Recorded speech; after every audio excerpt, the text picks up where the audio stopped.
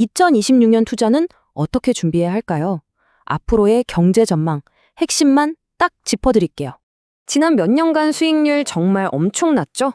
근데 이제 전문가들이 세계 경제에 큰 변화가 올 거라고 경고하고 있어요. 오늘 살펴볼 내용은 새로운 경제 환경, 그리고 채권, 주식, 실물 자산 순서입니다. 가장 먼저 기억해야 할 건 예전처럼 쉬운 수익을 기대하긴 어려워졌다는 점이에요. 세계은행이나 IMF 같은 곳들이 세계 경제가 성장하긴 하는데 그 속도는 더딜 거라고 보고 있어요.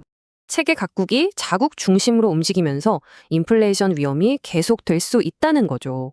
인플레이션이 좀 둔화되긴 하겠지만 계속 남아서 중앙은행의 결정에도 영향을 줄 겁니다.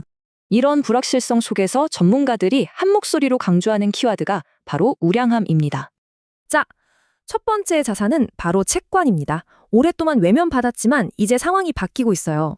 아주 낮았던 금리 시대가 끝나고 이자율이 다시 정상 수준으로 돌아오고 있다는 게 핵심입니다. 수익률 곡선은 만기와 수익률의 관계를 보여주죠. 이게 정상화되면서 투자 수익도 달라지는 겁니다. 지난 10년과 비교해보면 앞으로의 채권 기대 수익률이 훨씬 높아진 걸 볼 수 있죠. 노던 트러스트는 우량 회사채의 연간 총 수익률을 약 5% 정도로 보고 있어요. 그럼 주식시장은 어떨까요? 여기선 기대치를 좀 낮추고 새로운 관점이 필요합니다. 지난 10년간 우리가 봤던 높은 주식 수익률, 이걸 다시 보기에는 어려울 전망이에요. 그래서 핵심은 경제 성장이 둔화되더라도 계속 성장할 수 있는 기업을 찾아내는 거죠. 강력한 브랜드와 꾸준한 매출을 내는 바로 그런 우량 기업에 주목해야 한다는 뜻입니다.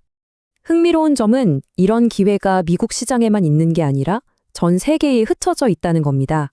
주식과 채권 말고도 분산 투자와 위험 관리에 중요한 역할을 하는 자산들이 있죠. JP모건은 중앙은행 매수세 등을 이유로 금에 대해 아주 과감한 전망을 내놨습니다.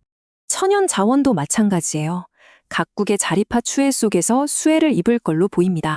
자, 이 모든 게 우리에게 뭘 의미할까요? 이제 초점은 공격적인 성장보다 자본 보존으로 옮겨가고 있습니다.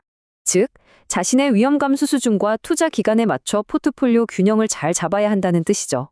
그리고 목표에 맞게 자산 비중을 주기적으로 다시 맞추는 리밸런싱이 훨씬 더 중요해졌습니다. 어쩌면 새로운 시대의 투자는 높은 성장이 아니라 이런 회복 탄력성에 초점을 맞춰야 하는 건지도 모릅니다.